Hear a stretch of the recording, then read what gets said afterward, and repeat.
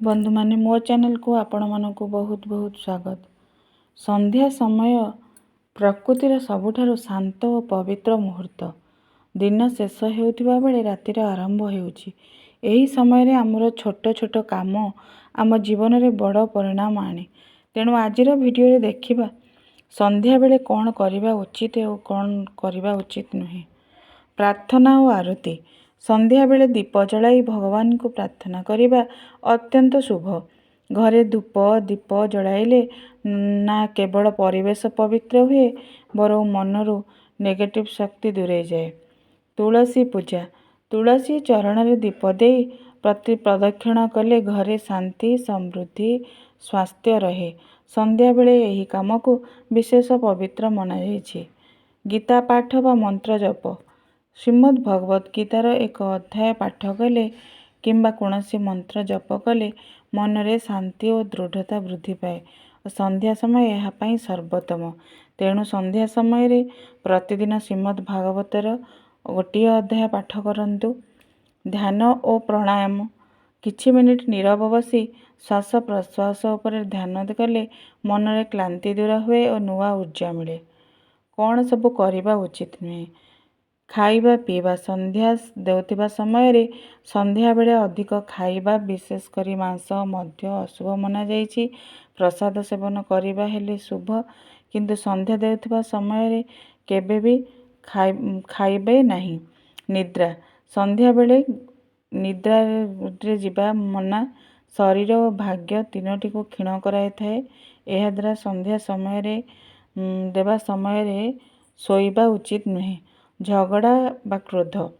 एही समय रे विवाद क्रोध गाड़ी एगुड़िक संपूर्ण भावे दूरेइबा उचित। जेतिकी संध्या समय रे कहिथिबा कथा गभीर प्रभाव पकाए।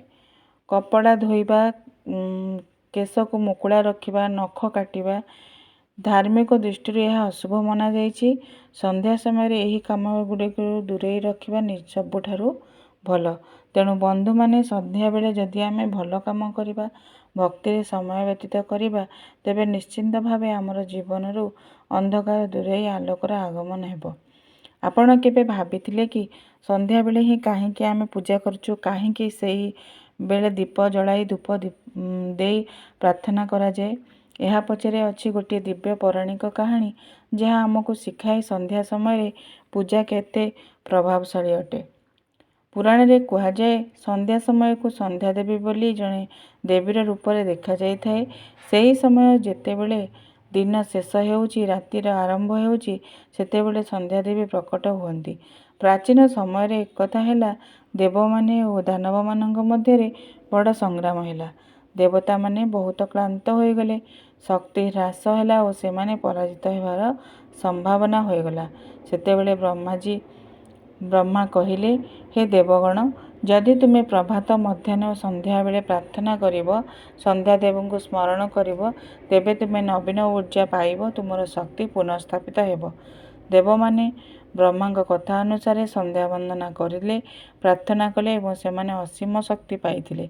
परे सेमाने दानव मानकु पराजित करी स्वर्ग रे पुनः शांति स्थापन करि पारथिले।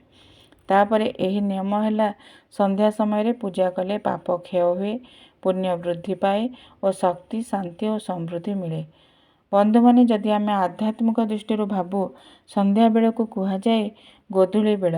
गाई माने घर को फेरुथिबार समय पक्षी माने नीड़ को जाउथिबार समय। एही समय रे प्रकृतिर रजगुण वृद्धि पाए। जदि मनीष नीरव रही प्रार्थना करे दीप जलाए मंत्र जप करे सेही रजगुण शांत होई सत्वगुण रे परिणत हुए। तेणु संध्या बेले दीप जलाइबार अर्थ अंधकार को दूर करी आलोकर स्वागत करिबा भक्तिर आलोकरे जीवन को प्रज्वलित करिबा। मने रखंतु दिनर आरंभ परि दिनर शेषटी मध्य शुभ हेबा आवश्यक। तेणु पौराणिक कथा हेउ कि आध्यात्मिक शिक्षा दुईटी कहूची संध्या बेलारे पूजा हेउची शक्ति शांति और पुण्यर द्वार। संध्या बेले जदि आमे ଭଲ କାମ କରିବା, ଭକ୍ତିରେ ସମୟ ବ୍ୟତୀତ କରିବା, ତେବେ ନିଶ୍ଚିତ ଭାବେ ଆମର ଜୀବନରୁ ଅନ୍ଧକାର ଦୂରେଇ ଆଲୋକର ଆଗମନ ହେବ। ଆଜିଠୁ ଆମେ ମଧ୍ୟ ନିଶ୍ଚିତ କରିବା ସନ୍ଧ୍ୟାବେଳେ କିଛି ମିନିଟ୍ ଦୀପ ଜଳାଇ ପ୍ରାର୍ଥନା କରିବା ଓ ଘରେ ଶ୍ରୀମଦ୍ ଭାଗବତର ଗୋଟିଏ ଅଧ୍ୟାୟ ପ୍ରତିଦିନ ପଠନ କରିବା। ମନେ ରଖନ୍ତୁ, ଦିନର ଆରମ୍ଭ ଶୁଭ କରିବା ପରି ଦିନର ଶେଷଟିକୁ ମଧ୍ୟ ପବିତ୍ର କରିବା ନିହାତି ଆବଶ୍ୟକ। ସନ୍ଧ୍ୟା ପୂଜା ହେଉଛି ସେହି ପବିତ୍ରତାର ଦ୍ୱାର। ମୋ ଭିଡ଼ିଓଟି ଭଲ ଲାଗୁଥିଲେ please like, share and subscribe କରନ୍ତୁ। ଜୟ ଜଗନ୍ନାଥ।